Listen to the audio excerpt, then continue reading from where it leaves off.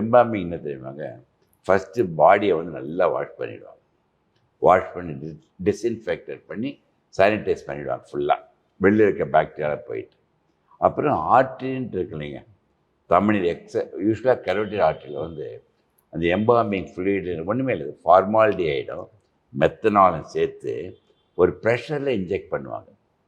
அந்த arterial system ப்ரெஷரில் inject பண்ணிக்கிட்டே இருக்கும் பொழுது அதுக்கு எவ்வளோ ப்ரெஷரில் கொடுக்கணும், எவ்வளோ சிசி பர் மினிட் சொல்லி பாடியை ஃபுல்லாக எடுத்துகிட்டு அந்த வெயின்ஸை வந்து ஓப்பன் பண்ணி வச்சு அந்த வீனஸ் பிளட்டை வெளில போக வச்சுருவாங்க. அந்த ஃப்ளூயிட் ஃபுல்லாக போயிட்டோடனே அந்த எம்பாமிங் ஃப்ளூயிடு அந்த பாடி இன்ஃபெக்ட் ஆகிறத தடுத்துரும், டிஷ்யூஸ் டிஸ்இன்டகிரேட் ஆகாது. உடனே என்ன பண்ணுவாங்க, தொராசிக் கேவிட்டிலையும் அப்டாமினல் கேவிட்டியும் சில டியூப்ஸ் போட்டு அந்த ஃப்ளூயிட்ஸ் இருக்குல்ல அந்த ஃப்ளூயிட் எல்லாம் எடுத்துருவோம்.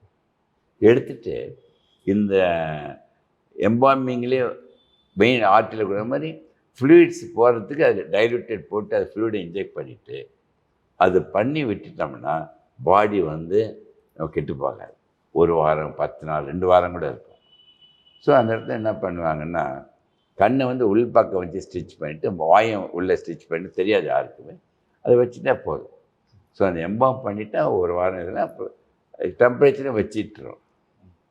ஒரு கூலான டீப் ஃப்ரீஸில் வைக்க வேணாம், ஃப்ரீசர் மாதிரி வச்சுட்டு இருந்தாலும் 10 நாள் 2 வாரம் கூட இருக்கும். ஸோ தட் அவங்க ரிலேட்டிவ்ஸ் வரைக்கும் அவங்க வந்து ஒன்றுமே உருவம் சிறத அடையாமல் அப்படியே உருவத்தோடய வச்சுருக்கிறதுக்கு நம்ம சிஸ்டம் வந்துடுச்சு.